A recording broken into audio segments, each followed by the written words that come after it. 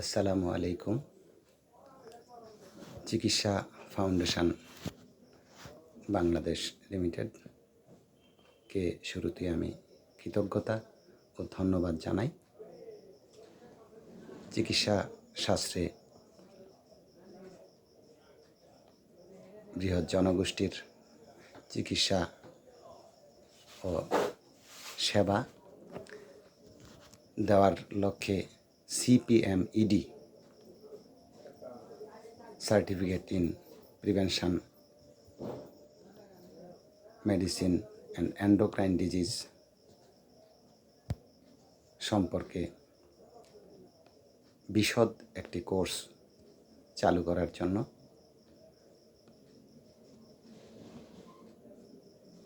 দেখে আমি অত্যন্ত ধীরচিত্তে কোর্সটিতে ভর্তি হই। কোর্সটির নাম CPMED। আমার রুল 022614। আমি শুরুতেই কোর্সের মেন্টরস ডাক্তার নাফিসা রৌফ ম্যামকে কৃতজ্ঞতা জানাই যে উনি অত্যন্ত সুন্দর, সাবলীল এবং বর্ণনামূলকভাবে কোর্সটি সম্পন্ন করেছেন। কোর্সটি অত্যন্ত চিকিৎসা বিজ্ঞানের জন্য একটি গুরুত্বপূর্ণ অধ্যায় আমি মনে করি। আমি কমিউনিটি প্যারামেডিক হিসাবে কোর্সটিকে অত্যন্ত গুরুত্বপূর্ণ মনে করছি। ম্যাম অত্যন্ত সহজ ভাষায়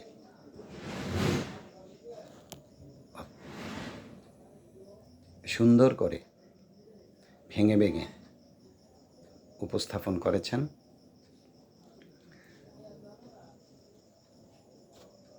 তাই আমি ম্যামকে কৃতজ্ঞতা জানাই এবং চিকিৎসা ফাউন্ডেশন বাংলাদেশকেও কৃতজ্ঞতা জানাই। যেহেতু সময়ের স্বল্পতা, তাই সংক্ষিপ্তভাবে উপস্থাপন করার জন্য বলেছেন। তাই আমি ডায়াবেটিস নিয়ে একটু আলোচনা করছি। ডায়াবেটিস কি? আমরা যে সকল খাদ্য গ্রহণ করি দৈনন্দিন জীবনে, তার শর্করা জাতীয় অংশ পরিপাকের মাধ্যমে সিংহভাগ গ্লুকোজ হিসাবে রক্তে প্রবেশ করে। দেহকোষগুলি শক্তি উৎপাদনের জন্য গ্লুকোজ গ্রহণ করে। দেহকোষগুলো গ্লুকোজ গ্রহণে ইনসুলিন নামক এক প্রকার হরমোনের উপর নির্ভরশীল। ডায়াবেটিস হলো ইনসুলিনের সমস্যাজনিত রোগ। ইনসুলিন কম বা অকার্যকর হওয়ার জন্য কোষে গ্লুকোজের ঘাটতি, রক্তে গ্লুকোজের বাড়তি হয়। এই সামগ্রিক অবস্থাই হচ্ছে ডায়াবেটিস DM, তো ডায়াবেটিস মেলিটাস। তো ডায়াবেটিসের প্রকারভেদ, ডায়াবেটিস মূলত চার শ্রেণীতে বিন্যাস করা হয়েছে। টাইপ 1, টাইপ 2, বিবিধ কারণ ভিত্তিক শ্রেণী এবং গর্ভবতী অবস্থায় গর্ভকালীন সময়ে ডায়াবেটিস। টাইপ 1 ডায়াবেটিস এই ধরনের রোগীদের শরীরে ইনসুলিন একেবারেই তৈরি হয় না। তাই বেঁচে থাকার জন্য এই সকল রোগীকে ইনসুলিন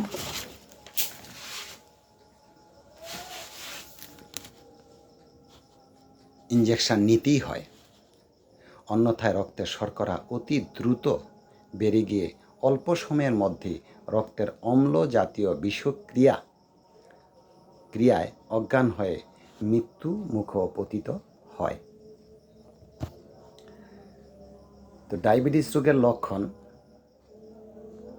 লক্ষণগুলির মধ্যে ঘন ঘন প্রস্রাব হওয়া, খুব বেশি পিপাসা লাগা, বেশি ক্ষুধা লাগা এবং ক্ষতস্থান দেরি করে শুকানো, ক্লান্তি বা দুর্বলতা বোধ করা, যথেষ্ট খাওয়া সত্ত্বেও ওজন কমে যাওয়া, কোষ পাসরা, ফোড়া এবং চর্মরোগ, নানা ধরনের চর্মরোগ দেখা দেয় এবং চোখে ঝাপসা দেখা এবং চোখে কম দেখা। তো ডায়াবেটিস রোগ একটি আত্মঘাতী রোগ। প্রতিনিয়ত শারীরিক কায়িক পরিশ্রম, ব্যায়াম এবং অতিরিক্ত দুশ্চিন্তা না করা, খাবার